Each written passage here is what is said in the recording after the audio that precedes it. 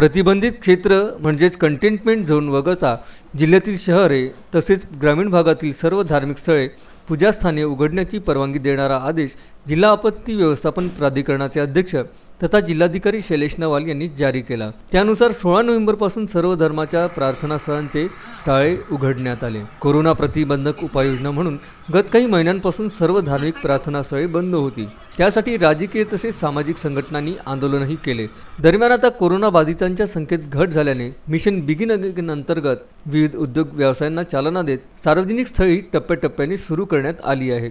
त्याचाच एक भाग म्हणून आता धार्मिक स्थळे आणि प्रार्थनास्थाने खुली करण्यास परवानगी देण्यात आली आहे। या आदेशात 65 वर्षांवरील व्यक्ती, 10 वर्षांखालील मुले, गर्भवती महिला यांनी घरातच राहण्याची सूचना करण्यात आली आहे। जिल्हाधिकाऱ्यांच्या आदेशानुसार अंबादेवी मंदिर, साईनगरातील साई मंदिर, सतीधाम मंदिरासह चर्च आणि इतर धार्मिक स्थळेही खुली करण्यात आली आहे। मात्र कोरोना प्रतिबंधक उपाययोजना म्हणून स्वच्छता, निर्जंतुकीकरण, सोशल डिस्टन्स, मास्क आदी दक्षता घेण्याची जबाबदारी प्रार्थनास्थळांच्या विश्वस्तांवर सोपवण्यात आली आहे। त्यामुळे जिल्ह्यातील मंदिरांमध्ये सोशल डिस्टन्सिंग ठेवण्याचे, मास्क लावण्याचे आदेश आणि सूचना भाविकांना देण्यात येत आहे। धार्मिक स्थळी प्रार्थना संगीत वाजवता येईल, मात्र बाहेरून संगीतवृंद आणण्यास मनाई करण्यात आली आहे। प्रार्थनेसाठी भाविकांनी सार्वजनिक चटईचा वापर करू नये, स्वतःची चटई स्वतंत्र आणावी, प्रसाद तीर्थवाटप करू नये, अन्नदान, लंगर आदी करावयाचे झाल्यास भौतिक अंतर पुरेसे राखले जावे, मास्क असल्याशिवाय धार्मिक स्थळी कुणालाही प्रवेश देऊ नये